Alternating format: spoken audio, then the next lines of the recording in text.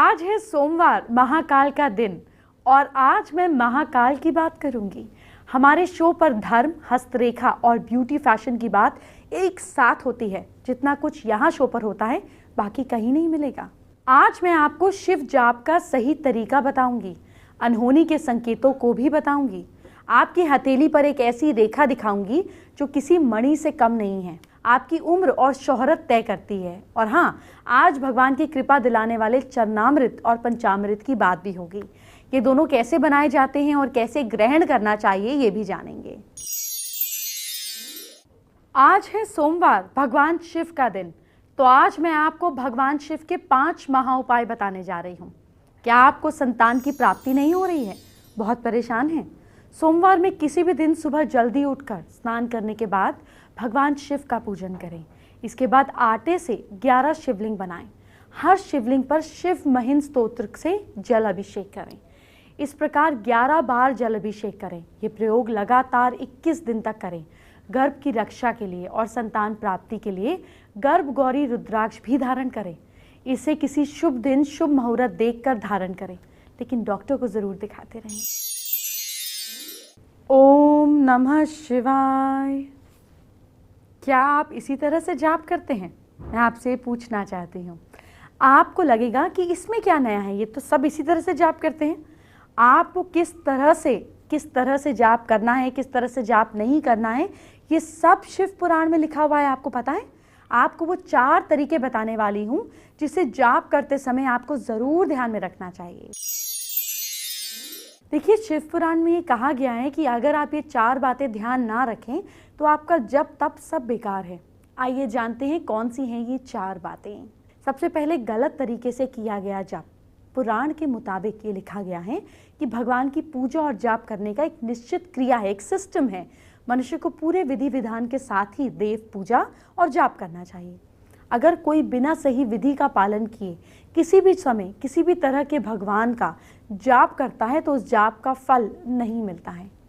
इसीलिए सुबह जल्दी उठकर स्नान करके भगवान के समीप दीप लगाकर पूरी क्रिया से जाप करना चाहिए। बिना श्रद्धा के किया गया जाप, जो गलत भावना से जाप करता है, उसका जाप कभी भी पूरा नहीं होता है। कहा जाता है कि भगवान की कृपा श्रद्धा पर निर्भर करती है। अगर पूरे विश्वास और श्रद्धा के साथ भगवान से प्रार्थना की जाए तो हर मनोकामना जरूर पूरी होती है। जिस जाप के बाद दक्षिणा ना दी जाए, शिव पुराण के मुताबिक पूरे विधि विधान के साथ भगवान का जाप करें और उसके बाद दक्षिणा या दान ना करें तो उसका जाप व्यर्थ जाता है। दक्षिणा के बिना जाप का फल नहीं मिलता। चौथा है आज्ञाहीन जाप। भगवान की पूजा अर्चना का जाप करने से पहले योग्य पुरोहित से आज्ञा ली जानी चाहिए। पुराने ज़माने में ऋषियों से विधि विधान से ज्ञान लिए बिना जाप का फल नहीं मिलता था। इसीलिए जाप करने से पहले उसके बारे में पूरी जानकारी और आज्ञा ज़रूरी है। लेकिन आप श्रद्धा से कुछ भी करेंगे ना तो भगवान हमेशा स्वीकार करेंगे। आपका भाव अच्छा होना चाहिए, और अगर कोई दिक्कत हो तो सलाह लेने में हर्ज भी नहीं है। ये है महाकाल। भगवान शिव को महाकाल भी कहा गया है। महाकाल का मतलब है काल जिसके अधीन मृत्यु भी हो। भगवान शिव जन्म मृत्यु से मुक्त हैं और इसीलिए शिव महापुराण में मृत्यु के कई संकेत बताए गए। मैं 7 संकेत बताने जा रही हूँ, आपको ज़रूर जानने चाहिए। भगवान ना करे, लेकिन अगर कोई ऐसी सिचुएशन हो तो आपको पहचान तो होनी चाहिए।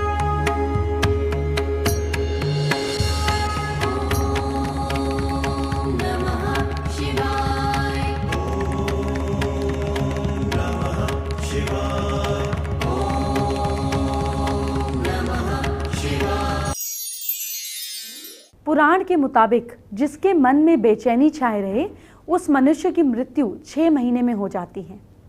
जिस व्यक्ति को अचानक मक्खियां आकर घेर लें उसकी आयु भी कुछ महीने ही बची मानी गई है। भगवान शिव ने बताया कि जिस मनुष्य के सिर पर गिद्ध, कौआ, कबूतर आकर बैठ जाए वो जल्दी ही मृत्यु की ओर बढ़ता है। अचानक किसी का शरीर सफ़ेद या पीला पड़ जाए और लाल निशान दिखाई दे तो समझना चाहिए कि मृत्यु के संकेत दिख रहे हैं।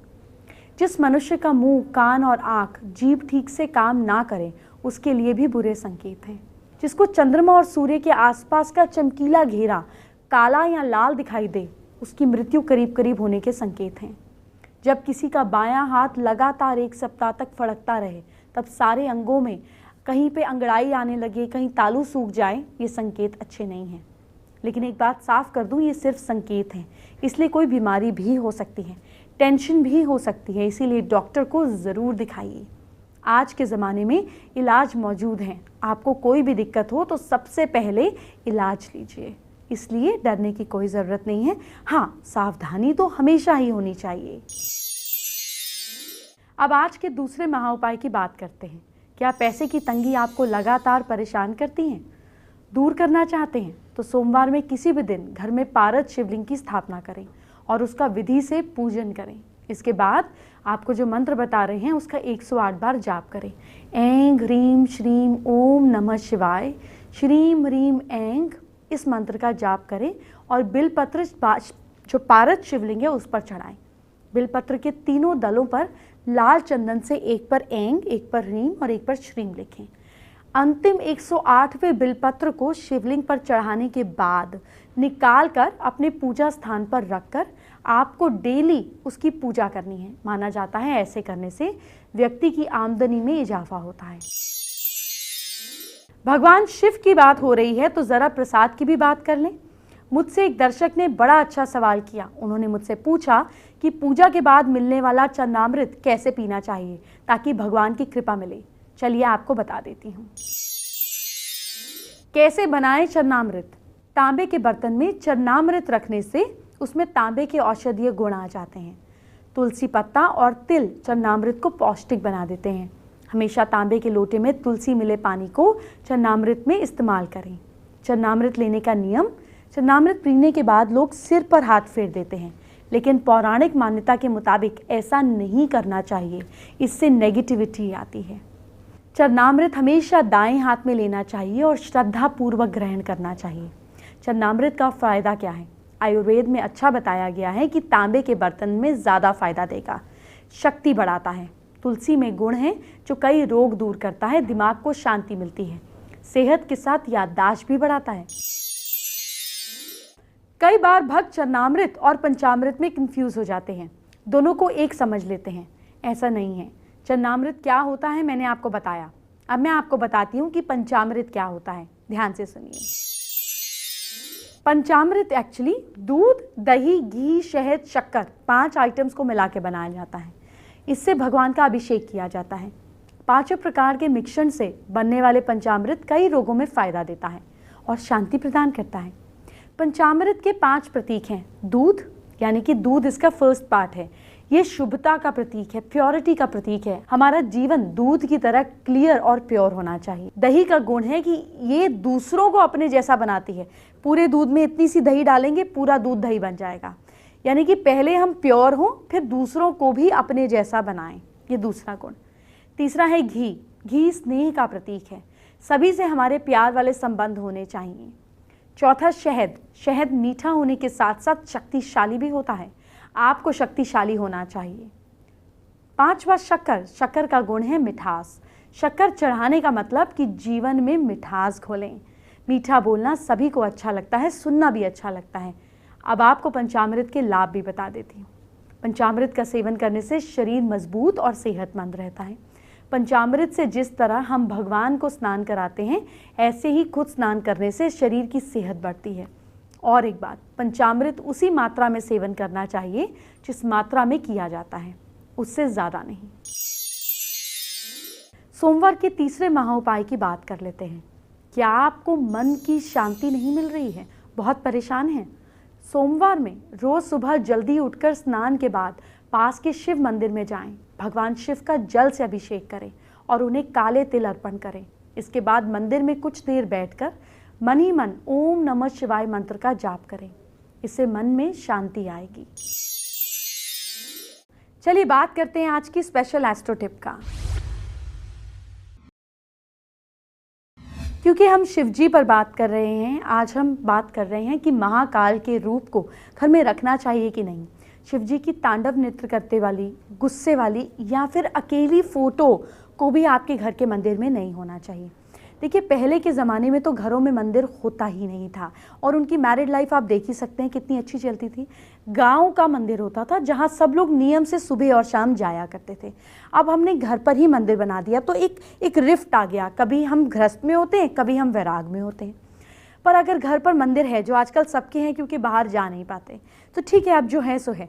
घर पे मंदिर में आपको अकेले शिवजी नहीं रखने चाहिए, क्योंकि अकेले शिवजी वैराग की एनर्जी हैं। जब अकेले होते हैं तो ध्यान में होते हैं।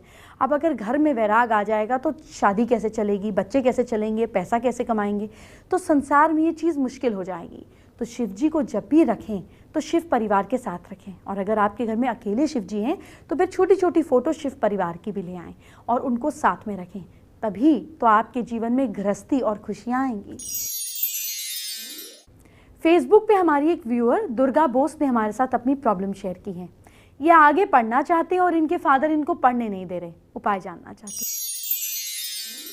आज के ज़माने में भी मुझे बुरा लगता है देखकर कि लोग बेटियों को पढ़ने नहीं देना चाहते। कितनी खराब बात है। और अपने हक के लिए लड़ना बहुत ज़रूरी है, क्योंकि ना सिर्फ इससे आप अपने गोल्स अचीव करेंगे बल्कि आपके आसपास वालों को भी इंस्पिरेशन मिलेगी और आपसे छोटी जेनरेशन को भी फ़ायदा होगा। इसीलिए अपने सही हक के लिए लड़ना ज़रूरी है, पर बिना लड़ाई झगड़े करे, बिना कलेश करे, बिना गुस्सा किए भी हम असर्टिव हो सकते हैं। इसके लिए अपने जुपिटर को स्ट्रॉन्ग कीजिए।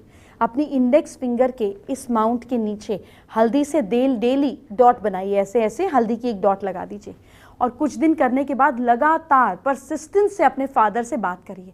उनकी बात का लॉजिक समझिए और उनको लॉजिक दीजिए। ईश्वर ने चाहा तो आपका काम ज़रूर होगा। अब आज का चौथा महाउपाय क्या है आपको बताते हैं। क्या आपको धन नहीं मिल रहा? बहुत कोशिश करने के बाद भी जेब खाली है? सोमवार में किसी नदी या तालाब जाकर आटे की गोलियां मछलियों को खिलाएं। जब तक ये काम करें मन ही मन भगवान शिव का ध्यान करते रहें। ये धन प्राप्ति का बहुत ही सरल उपाय है। आज सोमवार है तो चलिए आपको दिव्य शिव मंदिर के दर्शन करवा देते हैं।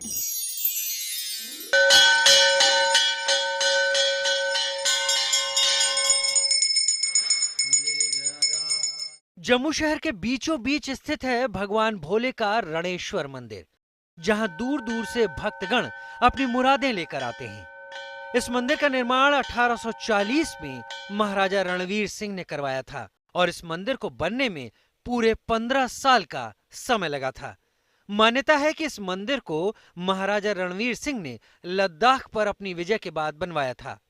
ये मंदिर कोई 1840 के लगभग बना है और ये कोई 15 साल इसको बनने में लगा है। और महाराजा रणवीर सिंह जी जो थे ना यहाँ के राजा, और जिस टाइम पे गद्दी पे बैठे हैं उसी टाइम पे ये थोड़ा सा यहाँ उपद्रव मच गया था लद्दाख में। उस उपद्रव में राजा जो वहाँ का था वो अधीनस्थ था महाराजा गुलाब सिंह के। उसने फिर स्वतंत्रता के लिए अपना संघर्ष जारी कर दिया। तो महाराजा रणवीर सिंह से फिर युद्ध हुआ तो 2 दफे परास्त हो गए रणवीर सिंह जी की फौज। ये जो मंदिर जहाँ रणवीरेश्वर मंदिर है, ये प्रांगण जो है ये एक पहाड़ी के ऊपर था। तो इस पहाड़ी की कटिंग करके नीचे से कटिंग करके इसको एक तरह का फाउंडेशन का रूप दिया गया, तो प्लेटफार्म बनाया गया। उसमें तो महाराजा ने उस पैसे से उन्होंने कहा इसका मंदिर बना दे। बताया जाता है कि इस मंदिर में लगाए गए विशाल शिवलिंग को जम्मू लाया गया था। यहाँ तक कि इस शिवलिंग को मंदिर परिसर तक पहुंचाने के समय कई बाधाएं भी आ रही थी और जब शिवलिंग को राजा रणबीर सिंह ने स्पर्श किया तो इस विशाल आकार के शिवलिंग को सिर्फ 4 लोगों ने उठाकर इस मंदिर परिसर में स्थापित कर दिया। तब से लेकर आज तक ये मंदिर लोगों की आस्था का केंद्र बना हुआ है। यहाँ बहुत सारे सया आते हैं, लोग आते हैं, सुबह सवेरे जल चढ़ाते हैं। वो अपनी सेहत, अपनी परिवार की खुशहाली के लिए, अपनी सुख संपत्ति के लिए यहाँ मनोकामना मांगने आते हैं। यहाँ पे बहुत सारे भक्त आते हैं और अपने मन की हर्ष भावना होती है, जो भी उनको मन पूर्ण आशीर्वाद यहाँ से प्राप्त होता है। और इसमें मंदिर की विशेषता ये है, इसका शिवलिंग बहुत ही दर्शन योग्य है, जो सब भक्तों को करना चाहिए। जो शिव भक्त हैं वो एक बार इस मंदिर जरूर आए। एंटरटेनमेंट की बात बाद में, पहले आपके कल आपके फ्यूचर की बात। क्या करना है आपको अपनी राशि के हिसाब से, झटपट जानिए। मेष राशि के लोग विष्णु जी की पूजा करें, सब काम बनेंगे। भाग्य साथ दे रहा है आपका 70%। वृश्चिक राशि के लोग घर वालों के साथ बैठकर खाना खाएंगे।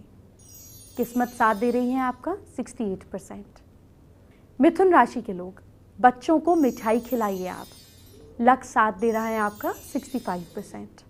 कर्क राशि के लोग गाय को पालक खिलाइए, किस्मत साथ दे रही है आपका 69%। सिंह राशि के लोग माँ लक्ष्मी की पूजा करनी है आपको कल के दिन, लक साथ दे रहा है आपका 76%।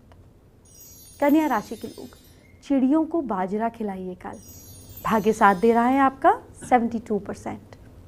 तुला राशि के लोग विष्णु जी की आराधना करें, किस्मत साथ दे रही है आपका 75%। वृश्चिक राशि वाले लोग बिजली के सामान को ना छेड़ें, भाग्य साथ दे रहा है आपका 64%। धनु राशि के लोग डॉग्स को रोटी खिलाइए, लक सपोर्ट कर रहा है आपको 66%।